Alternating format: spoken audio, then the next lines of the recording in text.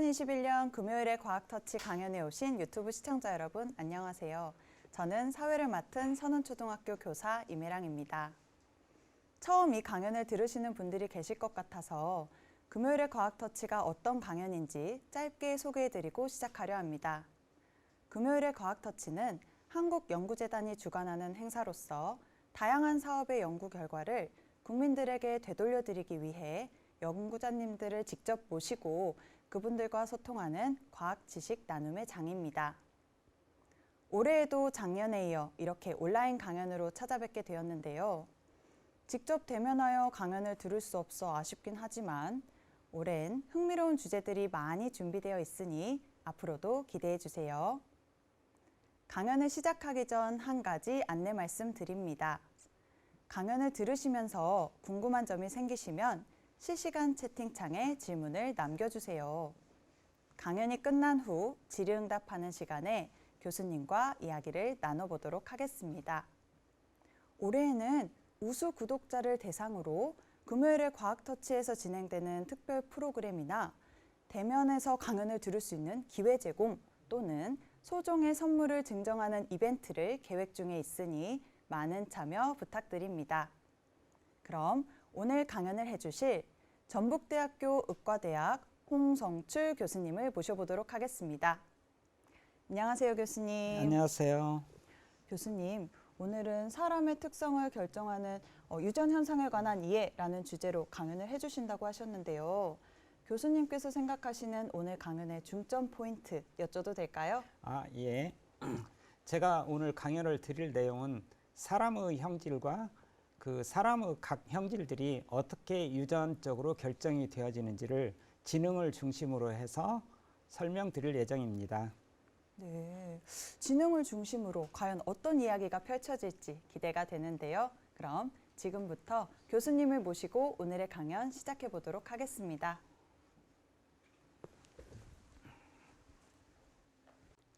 제가 오늘 강연을 드릴 내용은 사람의 특성을 결정하는 유전 현상에 관해서 설명드릴 예정입니다. 지금 여기 이렇게 제가 이게 사진으로 이렇게 준비해 온 여기에 있는 요게 지금 이 각각의 이 지구에 존재하는 모든 생명체들 중에서 대표적인 것들을 제가 이렇게 사진으로 준비를 해 왔습니다. 근데 이 아까 제가 방금 보여드린 이 사진에 있는 생명체들이 실제로는 굉장히 다른 것처럼 보이지만 사실은 이 생명체들은 모두가 다 동일한 조상에서 이렇게 쭉 진화를 해와서 이렇게 굉장히 이렇게 분화가 돼가지고 사람의 눈으로는 겉으로 보이기에는 굉장히 다른 것처럼 보이지만 굉장히 공통점들이 많이 있습니다. 그래서 그 가장 대표적인 것이 지금 이 생명체들은 전부가 다 이렇게 세포로 구성이 되어 있다는 거. 요게 그러니까 그 가장 그런 그 특징이죠. 그래서 이것을 세포설이라고 하죠. 그래서 세포설은 이 생명 현상에 대해서 절대적인 진리죠. 그래서 이런 모든 생명체는 다 하나의 세포 단위로, 그래서 이 세포들이 여러 개 층층이 쌓여 갖고 이렇게 쭉 이렇게 큰 생명체로 이렇게 돼 있다고 이렇게 생각하시면 되는데, 이 세포는 전부 다 당연히 사람의 눈에는 안 보이는 거죠. 근데 이 세포 안에서 가장 중요한 것이 여기에 있는 요 DNA죠. 이 DNA에 가서 이 모든 생명 현상에, 그러니까 이 우리 사람으로 따지면 생로 변사에 관련된 모든 정보가 다 DNA에 이렇게 엔코딩이 되어 있죠. 그러니까 이게 다 저장이 되어 있고, 이 DNA가 RNA를 통해서 단백질로 이렇게 바꿔서 실제로 기능은 단백질이지만 이 단백질을 만드는 것이 결국은 여기 DNA에 들어있는 요 유전 정보에 의해서 결정이 되어집니다. 근데 그 사람의 유전 정보, 그러니까 DNA는 어디에 가서 있죠? 이 사람의 유전 정보 DNA는 전부 다 여기에 보여주는 이 염색체, 그러니까 우리가 말하는 이 염색체에 가서 있는데, 사람의 염색체는 잘 아시다시피 23쌍으로 구성이 되어 있고 우리가 이게 지금 제가 여기에서 사진으로 가져온 이 염색체 사진 같은 경우 보면 여기에 어떻게 돼 있어요? 여기에 이게 굉장히 이게 실질적으로 보면은 이게 크게 보이지만 이 안에 보면은 현미경으로도 여기에 있는 조그마한 것들은 볼 수가 없는데 이 조그마한 그런 미세한 단위 여기에 가서 유전자들이 이렇게 존재를 하고 있죠. 그래서 이렇게 염색체가 이렇게 쌍으로 구성이 되어 있기 때문에 유전자가 당연히 쌍으로 구성이 되어 있다고 그렇게 이해하시면 됩니다. 자, 그러면 제가 지금까지 여러분들께 말씀을 드린 것은 이 생명현상에 대한 가장 기초적인 개념을 말씀을 드렸고요. 지금부터 그러면 각 개체 간의 차이, 그러니까 개체를 여기서 말하는 개체랑 같은 종래에 있는 개체 간의 차이를 말씀을 드리는 겁니다. 이 개체 간의 차이를 보면 여기에 지금 이 꿀벌의 경우에 이 꿀벌의 경우에 보면은 어떻게 되어 있죠? 저 꿀벌에 보면은 여기에 전부 다 모양들이 살짝 달리죠. 그리고 또 여기에 있는 사람들 보면 이렇게 머리 털 색깔들이 이렇게 다르죠. 나머지는 다 똑같은데 여기 털 색깔들이 이렇게 다르죠. 그러면 이 사람들의 살이 각각 이 머리 털색도 형질, 여기 있는 꿀벌의 이런 줄무늬 패턴도 형질, 그다음에 여기 완두콩의 이 색깔, 여기 토끼의 이런 털색 이런 것들을 전부가 다 형질이라고 하는데 그래서 개체 그러니까 같은 종래에서 개체를 갖다간의 차이를 어떤 식으로든지 구별할 수 있는 것을 전부 다 형질이라고 하는데요. 그래서 우리 사람의 형질은 그러니까 최소 수만 개가 되는 거죠. 그러니까 그래서 이 보면은 자 여기에서 이 현재 그러니까 이 절대 불별의 그러니까 이 분자생물학적인 그 원리가 모든 것들은 다 유전자에 의해서 결정이 되어지는 거죠. 그래서 전부가 다 그러니까 이 유전자에 의해서 결정이 되어지는데 지금 여기에 보여지고 있는 이런 그 사람의 형질들, 그다음에 여기에 있는 지능이랄지 이거 당연히 유전자에 의해서 결정이 되어집니다. 그래서 모두가 다 유전자에 의해서 결정이 되어지는 그러니까 타고나는 어떤 그 특성 그게 그 나의 전부를 다 결정을 한다 이렇게 이해를 하시면 됩니다. 그래서 이 지금 자 그러면 현재 이 21세기 과학의 가장 큰 챌린지는 자 이게 이 유전자들이 이게 결정이 되어지는 것 그러니까 유전자에 의해서 결정이 되어지는 뭐죠? 형질. 이 형질들을 우리가 어떤 식으로 이렇게 유전자가 형질을 결정하는지 이거를 밝히는 것이 21세기 과학의 가장 큰 챌린지 중에 하나입니다. 그래서 이제 그 여기에서 말하는 그 형질들 아까 제가 말씀을 드렸던 이런 그 머리털 색이랄지 지능이랄지 키랄지 여기에 있는 몸무게랄지 아니면 여기에 있는 것은 전부가 다 질병들인데 이 모든 질병들도 유전적으로 태어나고 있는 거죠. 그래서 대표적인 예가 굉장히 불행한 일이지만 어떤 사람은 담배를 전혀 안 피우더라도 다수 사람들이 그러는 거예요. 담배를 전혀 안 피우더라도 폐암에 굉장히 잘 걸리고 그러니까 유전적으로 내가 폐암 그 인자를 가지고 있으면 그렇게 되는 거죠. 그다음에 어떤 사람들은 평생 담배를 피우고 뭐 하루에 그러니까 몇 갑씩 담배를 피우더라도 폐암에 전혀 걸리지 않는 그런 어떤 그 특성들이 있죠. 자, 그러면 이 지금 여기에서 보이면은 이런 형질들이 이렇게 어떤 식으로 이 결정이 되어지는지에 대해서 이렇게 제가 이렇게 말씀을 드리려고 하는데 이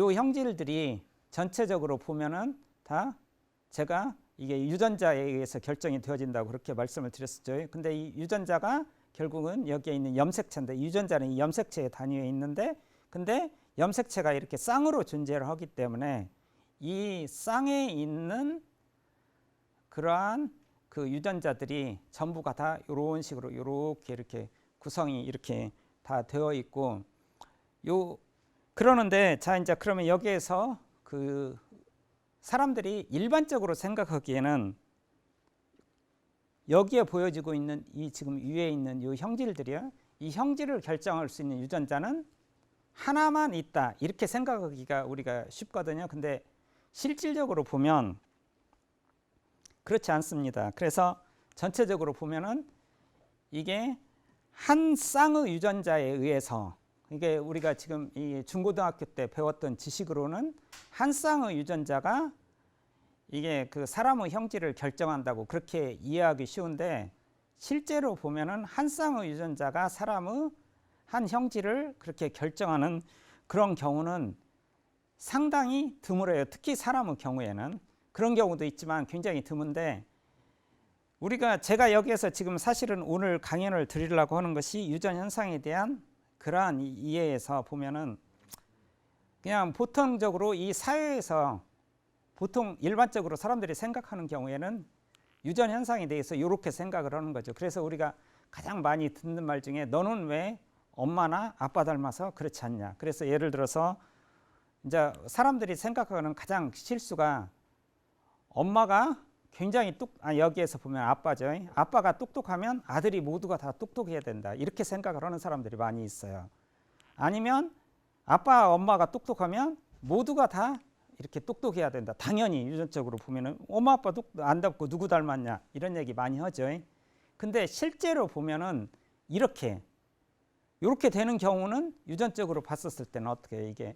이게 가능한 일일까요? 가능하지 않는 일일까요?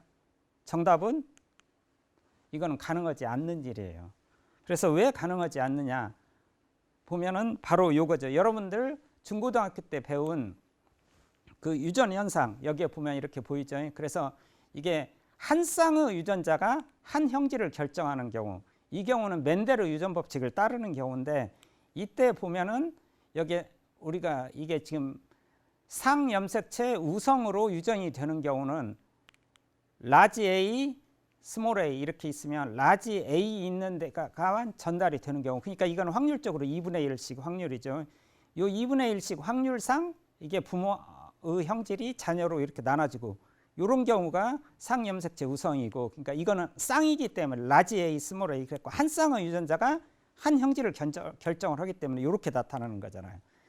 그 다음에 이게 상염색체 그 열성 유전의 경우에는 스몰 a하고 스몰 a가 만나갖고 어떤 형질이 나타나는 거죠. 그런 경우에는 이 확률이 25%잖아요. 그러니까 그리고 또 부모가 둘 다 어느 특정한 형질이 없더라도 자녀에 갑자기 그 형질이 나타날 수 있는 거죠. 그런데 사람의 형질이라는 것이 어떤 건 우성, 어떤 건 열성, 또 같은 형질 내에서도 어느 유전자는 우성으로 작용하고 어떤 유전자는 열성으로 작용하기 때문에 이게 굉장히 그 복잡한데, 이런 그 유전자 패턴, 그다음에 이제 이게 X 염색체에 있을 경우는 이런 식으로 이렇게 그 유전 형질들이 이렇게 나타나는데, 이 경우는 아까 제가 말씀을 드렸듯이 한 쌍의 유전자가 한 형질을 결정할 경우에 이런 식으로 이렇게 나타난다. 그것을 제가 이렇게 여러분들한테 말씀을 드렸었죠. 근데 유전 현상이 이렇게 단순하지가 않아요. 이거는 그러니까 이 멘델이 처음에 유전 법칙을 발견을 하고 이걸 발표를 했었을 때, 처음에 그 수도원에서 멘델은 쥐를 가지고 실험을 하려고 했었습니다. 근데 쥐를 가지고 실험을 하려고 했었는데, 이 쥐를 가지고 실험을 수도원에서 하는데, 그러면 나머지 그 수도사들이 멘델이 쥐를 가지고 실험하는 거 있으니까 쥐가 냄새도 많이 나고 하니까 굉장히 많이 이게 그 불평 불만을 제기를 한 거죠. 그래서 멘델한테 굉장히 불평 불만을 제기를 하니까 멘델이 쥐에서 완두콩을 가지고 실험을 한 거예요. 그런데 완두콩을 갖고 실험을 했는데 이게 인류한테는 굉장히 큰 축복이 된 거죠.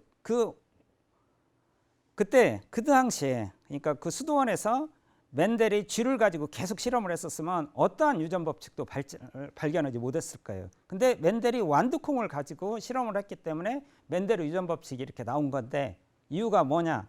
식물은 한 쌍의 유전자가 하나의 형질을 결정하는 경우가 굉장히 많아요. 그러다 보니까 완두콩의 모양이랄지 크기랄지 색이랄지 이런 걸 가지고 이게 멘델의 유전 법칙. 그러니까 한 쌍의 경우에서 아까 제가 이게 슬라이드에서 보였던 라지 A, 스몰 a 아니 지금 이 경우이죠. 이 경우에서도 라지 A, 스몰 a 이런 식으로 이렇게 나오기 때문에 이게 멘델의 유전 법칙을 우리가 이게 추상적인 개념이 있으면 이거를 쉽게 발견을 할 수가 있었는데 쥐랄지 사람이랄지 이런 특히 고등동물에서는 한 쌍의 유전자가 하나의 형질을 결정하지 않아요. 그래서 예를 들어서 지능이 이제 대표적인 예인데 지능 수십 개의 유전자 쌍에 의해서 결정이 되어지는 거예요. 그러면 이게 두 쌍의 유전자가 한 형질을 결정하더라도 유전 법칙으로 멘델의 유전 법칙이 전혀 적용이 안 되는 경우예요. 그래서 이거 그다음부터는 굉장히 두 쌍의 유전자가 한 형질을 결정하더라도 굉장히 복잡한데 여러 쌍의 유전자가 한 형질을 결정을 한다. 그러면 정말로 이게 복잡해지는 거예요. 그래서 제가 이제 여기에서 아까 보여줬던 이런 그 형질을 가지고 다시 한번 이렇게 그러니까 이 설명을 드려보면 하나의 유전자에 의해서 한 형질이 결정되지 않고 아까 제가 방금 이 슬라이드에서 말씀을 드렸듯이 여러 쌍의 유전자에 의해서 이렇게 한 형질이 결정되는 이런 경우는 각 경우마다 이게 유전적으로 이걸 예측하기가 너무나 힘들다는 이런 것이 있는데요. 그래서 가장 이런 보편적인 경우에는 사람 같은 경우는 이런 식으로 나타나는 거예요. 그래서 부모 중에서 아빠가 굉장히 똑똑하더라도 자녀들은 굉장히 평범한 경우가 더 많아요.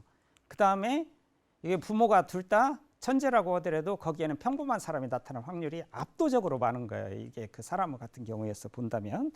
그리고 이 평범한 부모 사이에서 천재들이 굉장히 많이 나오고 그게 그러니까 사람의 이 특징입니다. 근데 여기에서 이 지금 우리 그러니까 이 사람의 형질의 유전 현상에서 가장 이 보편적으로 보면은 아까 지금 이런 현상이 있기 때문에 지금 어떤 식으로 됐냐면 옛날에 우리나라 사람들 같은 경우는 특히 이제 이런 식으로 생각을 했었었는데 그러니까 사람의 정자에 어떤 남자는 씨앗이고 여자는 밭이다. 그래갖고 이런 개념이 있어서 남자의 형질이 모두가 다 그대로 그러니까 다음 자녀한테 가기 때문에 씨가 중요하다 이런 말들을 많이 했었었죠. 그래서 혈통을 그렇게 굉장히 중요시 여겼었고 그러한 논리의 일환으로 해서 이게 그러니까 혈통, 가문 이런 것들을 굉장히 따졌었는데 실질적으로 보면은 유전적으로 보면은 그건 굉장히 있을 수 없는 일이고 그냥 너무나 황당한 무기한 이런 생각으로 이렇게 이해를 하시면 되는데요. 그래서 이런 일들은 일어나지 않는다 그렇게 이 생각을 하시면 되는데 그래서 제가 이제 여기에서 이 하나 그러니까 예를 들어주기 위해서 한 형질을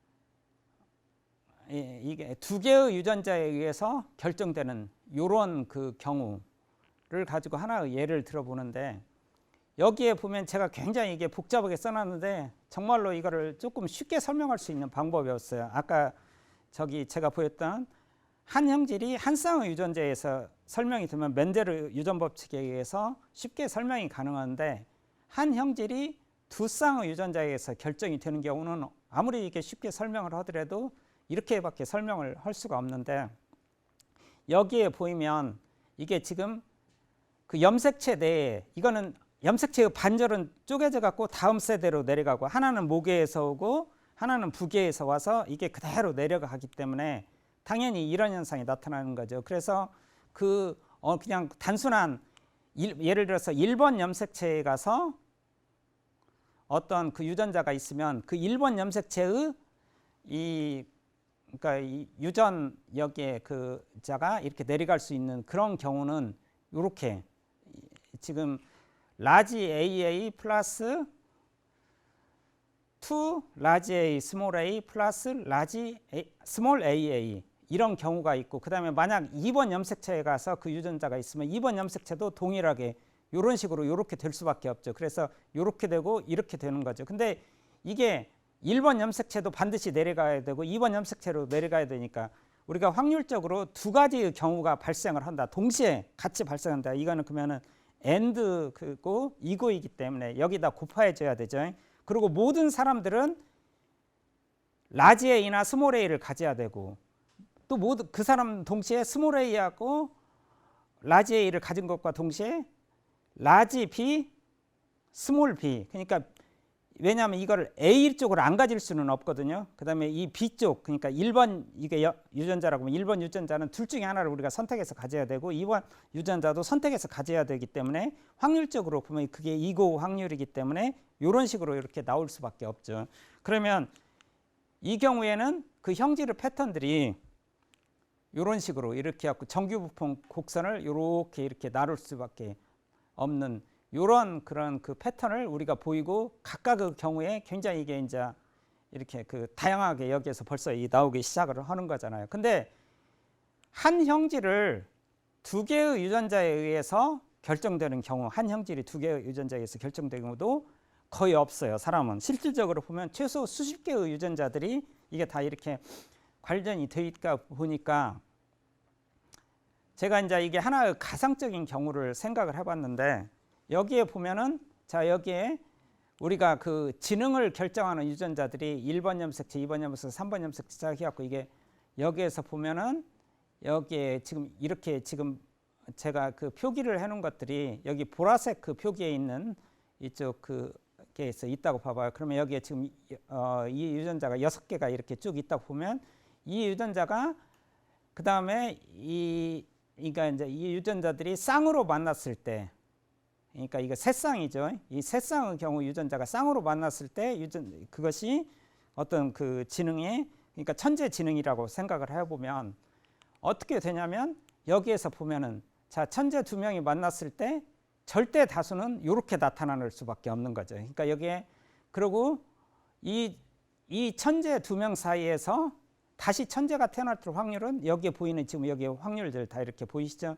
이게 그 몇천 분의 1. 그러니까 천재 두 명에서 천재가 다실 확률은 몇천 분의 1이죠. 그리고 여기에서 그냥 그래서 그 확률이나 아니면 평범한 사람에서 천재가 나올 확률이나 약간의 차이는 미세한 차이는 있지만 이 확률 계산을 해보면 거의 차이가 없습니다. 그래서 이 대표적인 예가 우리 인류 역사상 가장 위대한 천재들인 예를 들어서 징기스칸이 하나 그러니까 대표적인 천재죠. 그 사람은 체력적으로도 정말 우수한 사람이고 그다음에 지능도 정말 특출나서 그 당시에 그 몽골의 그 얼마 안 되는 인구로 세계를 지배를 했을 정도로 정말로 천재적인 사람인데 자 근데 징기스칸이 이 점령 지역에서 굉장히 그 자손을 많이 퍼뜨렸죠. 근데 징기스칸 후예들 중에서 지금까지 천재 있어요? 아무도 없죠. 그다음에 아인슈타인 가문에서 다시 아인슈타인 같은 천재 나오는 거 봤어요? 그다음에 큐리 부인, 큐리 부부죠. 둘 다 노벨상을 받은 정말로 대표적인 천재 커플인데 큐리 부인 가문에서 위대한 그러한 어떤 과학자들이 나오는 거 봤어요? 절대로 안 나오죠. 오히려 그냥 평범한 사람들 사이에서 어느 특출난 자녀들이 나타나는 이런 경우들이 많이 있잖아요.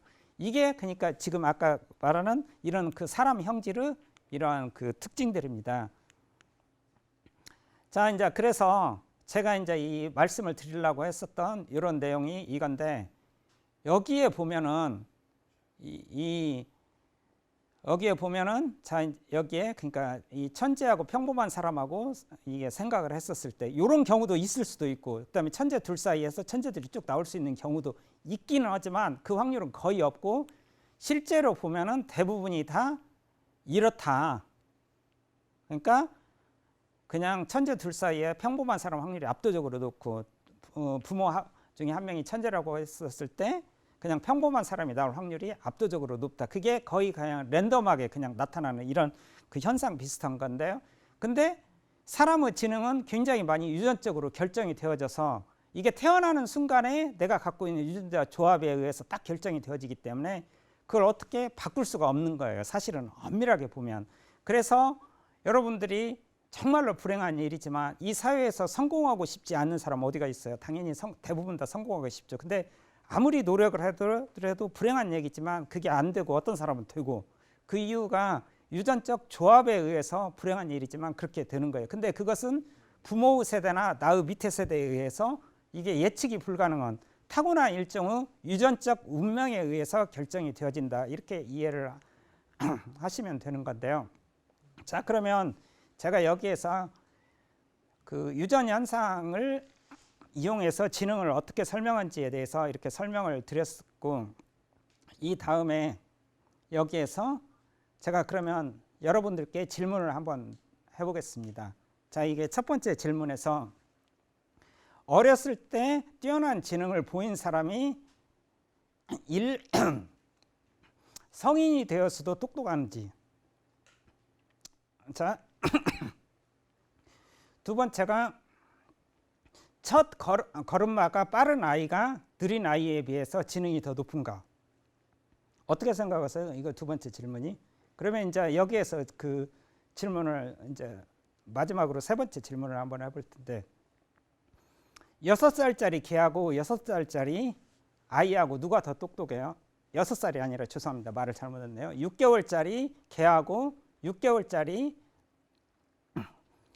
아이 중에서, 그러니까 완전히 베이비죠. 누가 더 똑똑하죠? 당연히 어떻게 돼요? 우리가 개의 평균 지능은 사람으로 따져보면 만으로 2살 정도 되는 그런 그 지능인데요. 그래서 6개월짜리 개가 훨씬 더 6개월짜리 아기보다 똑똑하죠. 왜? 거기는 사람으로 따져보면 만으로 따지면 2살 이상의 그 지능이 되는 거고, 그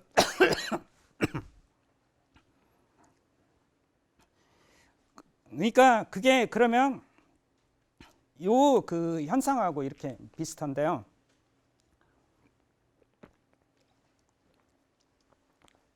이 첫 걸음마가 빠른 아이가 어떻게 되는 거예요? 이 개하고 똑같은 거죠. 개는 6개월이면 완전히 커서 완전히 그러니까 엄청 잘 뛰어다니고 그러잖아요. 그래서 실질적으로 보면은 이 사람을 가지고 연구를 해보면 이 지능이 늦은, 그러니까 저기 걸음마가 빠른 아이들이 걸음마가 느린 아이보다 지능이 더 안 좋아요. 그래서 평균적으로 보면은 이게 통계적으로 딱 조사를 해보면 걸음마가 느린 아이들이 지능이 더 높아요. 이게 좀 재밌는 건데 사실 그러는 거예요. 그 다음에 요 1번은 그럴 수도 있고 안 그럴 수도 있는 거예요. 그래서 이게 사람은 그 성장 곡선을 가지고 이렇게 그 이야기를 해보면 이런 식으로 이렇게 되는데, 자, 이제 이게 그 곡선이 그 1번 질문에 대한 답으로 본다면 이런 식으로 우리가 그 이해할 수가 있는데, 그 여기에 보이는 그 왼편, 이 왼편에 보면은 이렇게 그 이 그림에서 보면은 처음에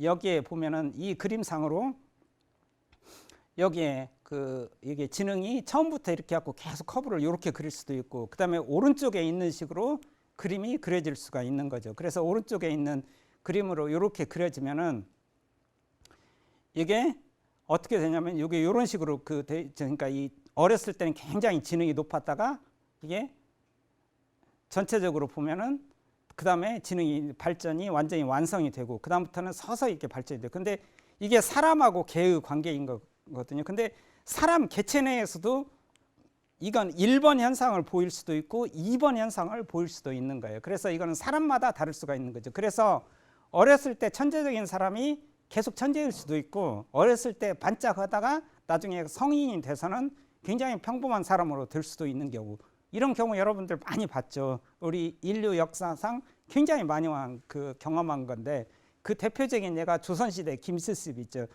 그 김시습 같은 경우는 정말 7살 때 지었던 그런 그 시랄지 문학이랄지 이런 거 보면은 어떻게 7살짜리 아이가 저런 생각을 하고 저런 글을 썼을까? 정말 지니어스 오브 지니어스. 그러니까 천재 중에 천재였었는데 그 사람이 나중에 성인이 돼서는 과거 시험에도 번번이 떨어졌죠.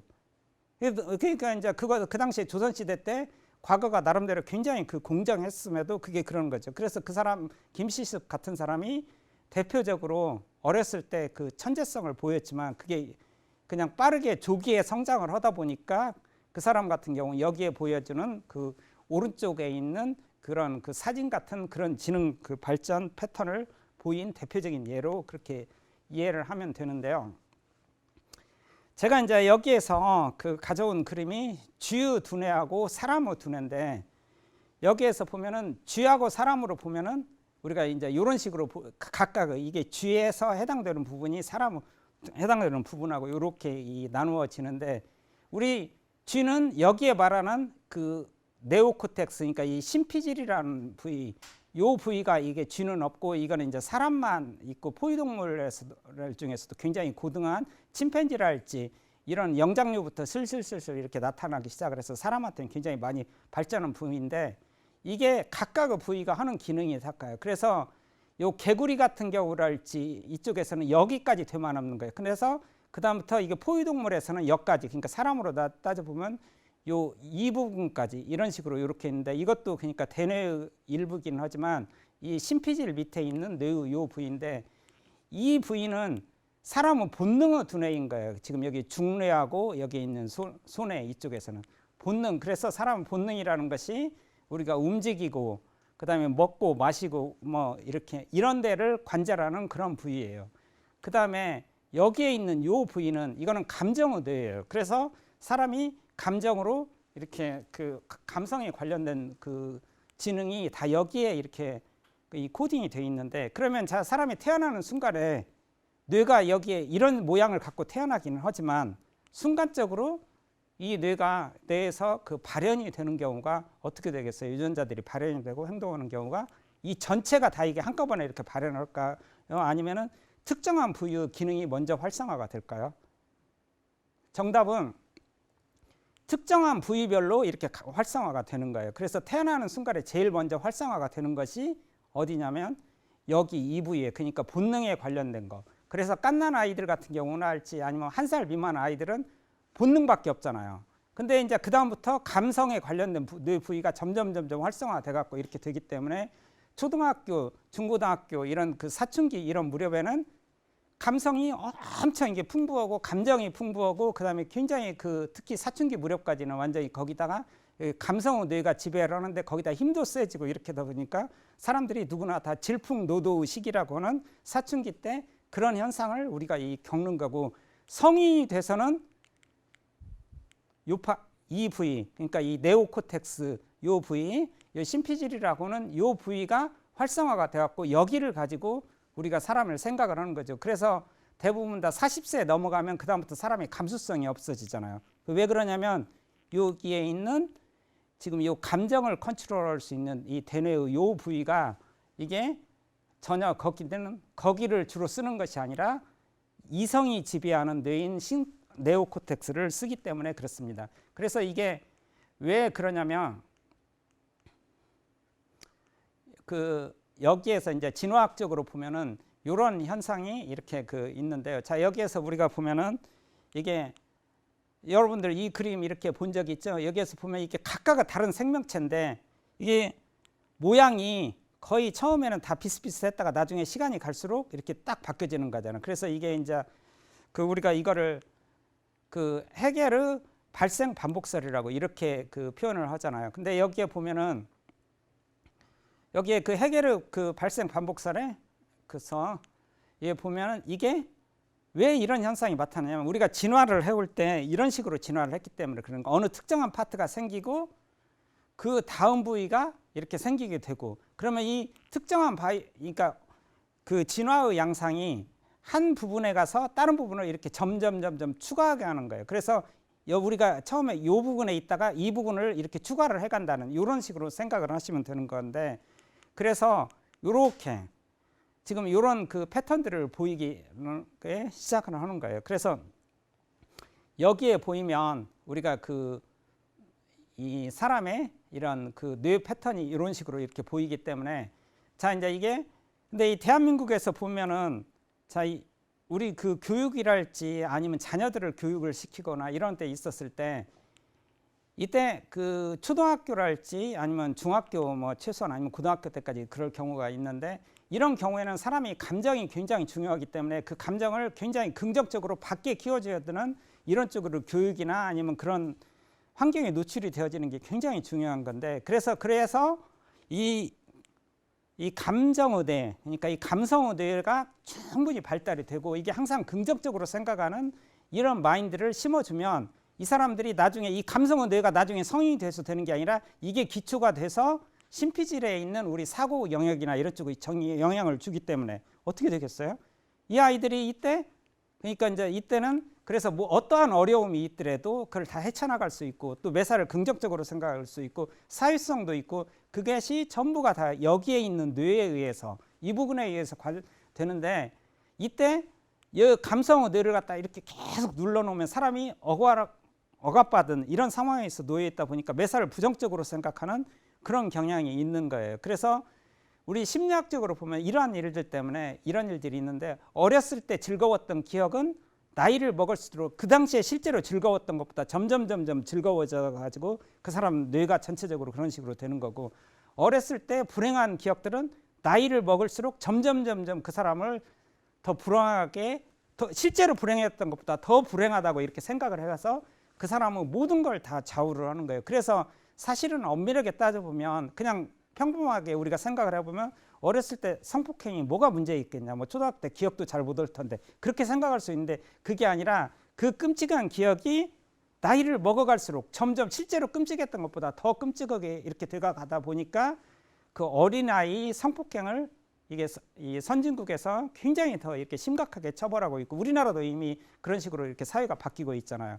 그런 이유들이 그런 거예요. 그래서 이게 우리가 교육도 대한민국에서 제가 이 말씀을 지금 드리는 이유가 이 초등학교 아니면 유치원 이럴 때 그 교육들 이런 것들이 학업을 그 당시에 배웠던 학업 사실은 별 의미가 없어요. 그러니까 그래서 그때 이런 교육들 이 감성의 뇌를 우리가 어떻게 활성화를 해서 그 사람들이 이렇게 더 즐겁고 이렇게 밝은 삶을 살 수 있도록 하는 쪽으로 그렇게 바뀌는 것이 여러모로 좋을 것 같아서 제가 이 말씀을 드리는 겁니다.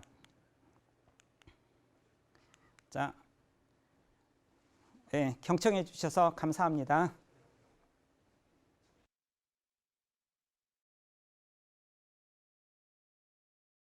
첫 번째 질문입니다. JK님께서 남겨주셨는데요. 유전에 대해 가져온 오개념이 깨지는 순간입니다. 많은 사람이 갖고 있을 유전에 대한 오개념으로 어떤 것이 있을까요? 라고 남겨주셨는데 혹시 여러 사람들이 가지고 있을 유전에 대한 오개념 뭐가 있을까요? 예, 제가 그 강연 시간에 말씀을 드렸듯이 첫째로 우리 그 멘델의 유전 법칙을 가지고 사람의 유전 현상을 설명을 해서는 안 된다는 것입니다.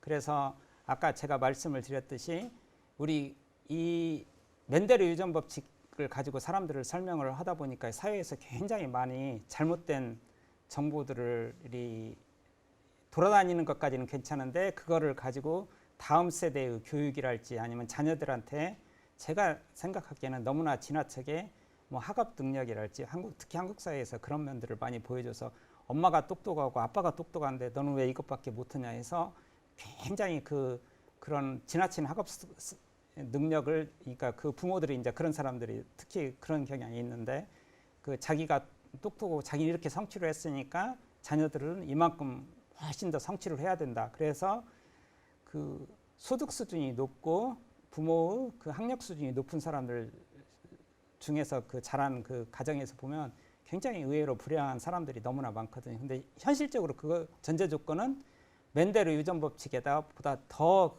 이게 조금 한 걸음 더 나가서 그 전제 조건이 너는 이게 엄마 아빠가 이렇게 똑똑하니까 너도 이렇게 똑똑하다는 전제 조건 하에서 그렇게 하는 건데 실질적으로는 그렇지 않을 수 있다는 그런 가정에서 이렇게 해야 되는데 모두가 다 멘델의 유전 법칙으로 그런 현상을 사람들이 이해를 하다 보니까 조금 그 사람의 유전 현상만큼은 다르게 생각을 해야 된다. 그 말씀을 드리고 싶습니다. 네, 저도 어렸을 때 너는 누구 닮았니? 라는 말 몇 번 들어봤었는데 그럴 때 이런 걸 미리 알았다면 제가 똑똑히 말할 수 있었을 텐데 네, 오늘 덕분에 좋은 그 아이디어, 좋은 지식 배웠습니다. 네, 두 번째 질문 드리겠습니다. 윤주김 님께서 남겨주셨는데요. 남자와 여자의 형질이 유전될 때 차이가 있는지요? 라고 남겨주셨어요. 차이가 있을까요, 교수님?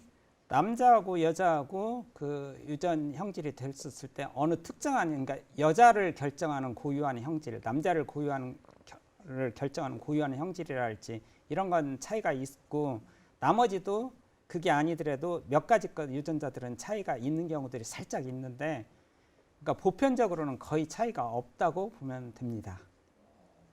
보편적으로는 차이가 없군요. 네. 네, 없다고 합니다. 세 번째 질문 드리도록 하겠습니다. 김영형님께서 남겨주셨어요. 신체 발달과 지능의 관계가 궁금합니다. 라고 말씀을 남겨주셨는데요. 네. 어떨까요?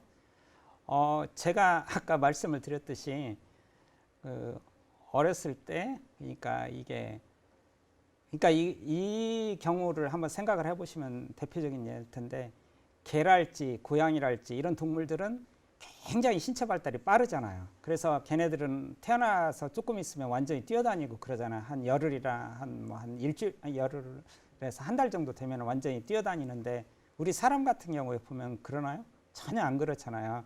그래서 근데 사람 내에서도 본다면 이게 조금 이게 방송 강연에서 제가 이런 얘기를 미국에서 했으면 아마 학교에서 잘렸을 텐데요.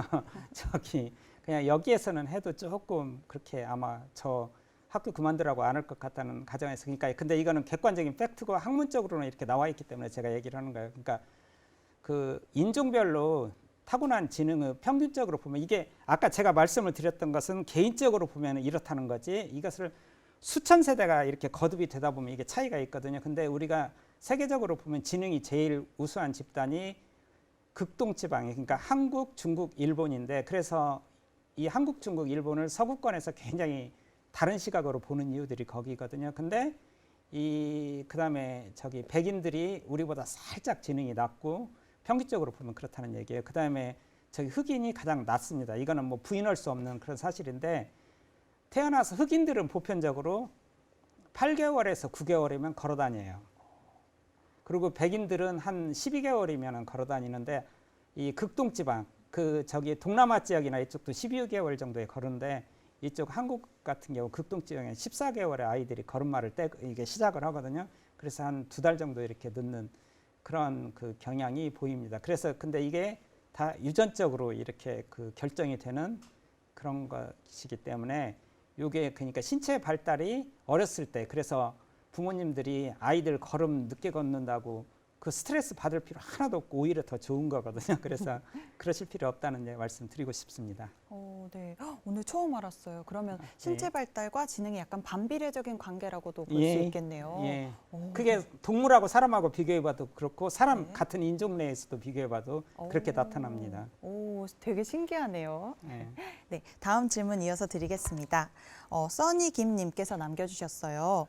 타고난 지능이 충분히 발현될 수 있도록 도와주는 외적 요인들에 대해서 어떤 것이 있는지 궁금합니다 하셨는데요. 그게 아까 제가 말씀을 드렸듯이 타고난 그 지능이 충분히 발현이 되려면, 그러니까 이제 우리가 어렸을 때 그로 예단을 하면은 안 되는 거예요. 그렇게 따지면 엄청 쉽죠. 예를 들어서 한 초등학교 저학년 때 천재들 뽑아갖고 집중 교육을 시키면, 그게 이제 나치에 비슷한 사람들이 그런 생각들을 많이 하는데, 집중 교육을 시키면 이 사람들이 다 천재가 될 거다. 그래서 그런 같은 논리에 의해서 특목고랄지 과학고랄지 이런 것들을 이렇게 만든 건데, 실제로 보면 그것이 사람의 지능 발달 이 순서가 이렇게 다르기 때문에 절대로 이게 그렇지 않습니다. 그래서 나중에 성인이 돼서 똑똑한 사람이 진정하게 똑똑한 거예요. 그래서 제가 가장 존경해서 우리나라 지금 굉장히 좋은 일을 하는 재심 변호사님께서도 보면은 정말 똑똑하신 분이고 정말 천재적이신 분인데, 그때 그냥 추정이 제 생각으로는, 그러니까 그러니까 초등학교 때나 이럴 때 그렇게까지 공부를 잘하지는 않았지 않았을까. 근데 지금 상으로 보면 천재 중에 천재죠.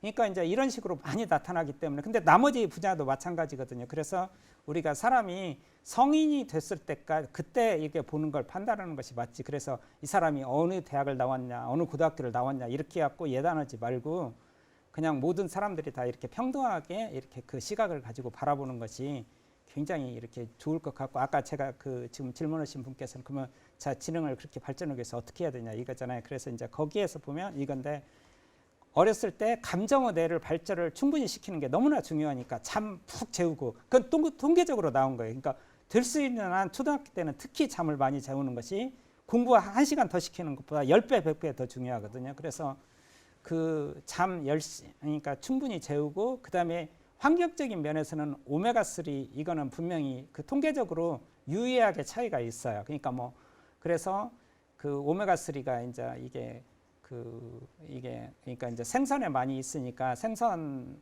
그러니까 이제 뭐 멸치랄지 왜냐면 그 참치 같은 경우는 오메가3는 많지만 중금속이 많다 보니까 그거는 조금 피하시고 멸치갈지 이렇게 오메가3 풍부하면서 중금속 없는 음식을 드시든지 아니면 그 건강 기능성 식품으로서 오메가3를 이렇게 보충을 하시든지 그거는 약간의 영향은 있습니다. 근데 잠 많이 자는 게 초등학교 때는 그게 더 중요한 영향입니다. 네. 저도 당장 내일 가서, 내일 아니죠. 다음 주에 아이들에게 잠을 많이 잘 것, 오메가3를 많이 먹을 것 꼭 알려줘야겠습니다. 네. 네, 다음 질문 드릴게요. 예. 꿈돌이님께서 남겨주셨어요. 영화 가타카에서 자녀에게 우수한 유전인자만 골라주는데요. 근데 먼 미래에 과연 이런 사회에 대한 이렇게 사회가 될 것 같은지 그거에 대한 교수님의 생각을 한번 듣고 싶다고 하네요. 정말 불행한 일인데요.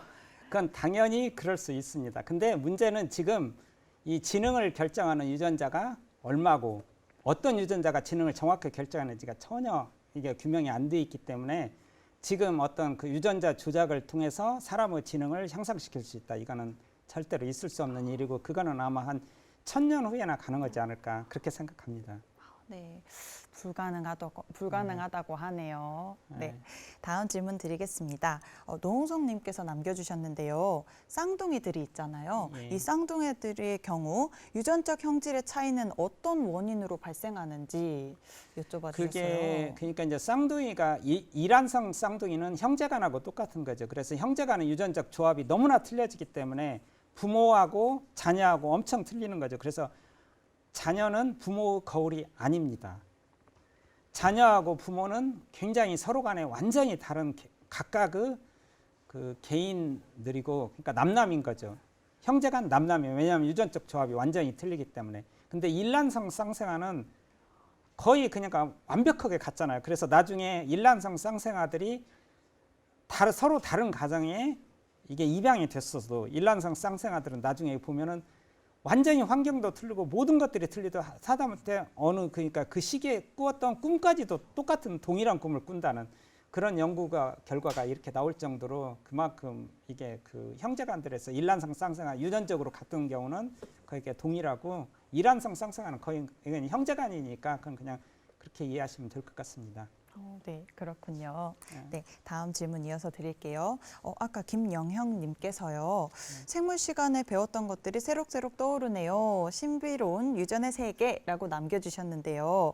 저도 덕분에 정말 오랜만에 멘델의 유전 법칙을 되게 들었어요. 네. 그래서 학생 때 공부했던 기억을 떠올려 봤는데요. 제가 궁금한 질문 하나 드리려고요.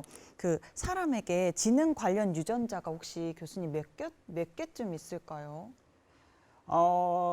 아마 그러니까 그 지능 사람한테 관련된 것이 이거는 그냥 추정컨대 아마 최소 30개 이상은 될 것 같아요. 그래서 30개 이상의 조합에 의해서 이렇게 쭉 결정이 되어지기 때문에 아까 제가 보여드렸던 그런 경우는 세 쌍이 그게 열성으로 그 어떤 피노타입을 그 결정을 한다는 경우도 그렇게 다양한 무궁무진한 그런 이렇게 가능성이 나오는데 30개이기 때문에 그 다음 세대 예측 불가능합니다. 그렇군요. 30개 정도. 네. 다음 질문 또 이어서 드릴게요. 윤주김님께서 예전에 본 글에서 유전적 영향이 한 30% 정도 되고 후천적인 것이나 환경적인 영향이 크다고 그런 글을 읽으셨대요. 근데 과학적으로 그게 정확한지 어느 정도인지 그런 게 궁금하시다고. 그거는 그냥 그러니까 이제 우리가 그 사회에서 과학의 힘을 빌려가지고 잘못 돌아다니는 상식 중에 하나가 뉴턴의 IQ가 얼마였었다. 그다음에 아인슈타인 IQ가 얼마였었다. 그 다 난센스죠. 왜 난센스냐? 그 당시에 IQ가 나온 것은 아인슈타인이나 그 이후에 그러니까 군대에서 이게 그 군대의 훈련을 목적으로 해서 기원이 돼서 그때부터 이렇게 나온 그 개념인데 왜냐면 IQ가 그 지능의 한 부분이지 지능의 전체는 아니거든요. 그래서 사람이 하는 건데 예를 들어서 그래서 그 아인슈타인이랄지 뉴턴 이런 그 지능들을 우리가 이렇게 알 수가 없고 그다음에 또 잠을 조금 자고 사람의 뇌는 뭐 한 90%를 우리가 이렇게 안 쓰고 있고 잠자고 있다. 이것도 굉장히 잘못된 생각이죠. 우리 사람 100% 뇌 다 실질적으로 쓰고 있다고 그렇게 생각을 하면 되는 건데 그게 누가 한 명 아무런 근거 없이 그렇게 얘기를 하면 그게 그냥 사회에서 쫙 퍼져가지고 그게 진실이 되어버리는 그런 경우가 아까 이 두 가지 경우인데 이 지금 유전적 30% 환경 70이 그게 똑같은 겁니다. 이거는 아마 그 이렇게 환경을 강조하시는 사람들이 처음에 그냥 이렇게 그냥 근거 없이 하는 이야기고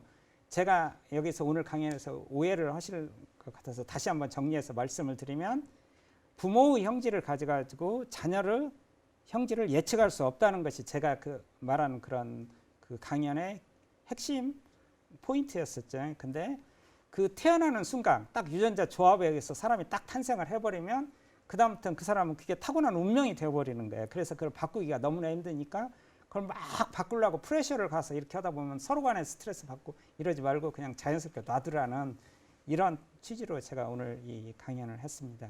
그래서 네. 아까 그 제 답이 거기에 대한 질문에 대한 그 답으로 됐을 거로 저는 생각합니다. 네, 타고난 그대로를 존중하는 그런 예. 걸 말씀하신 거죠? 예. 네. 네.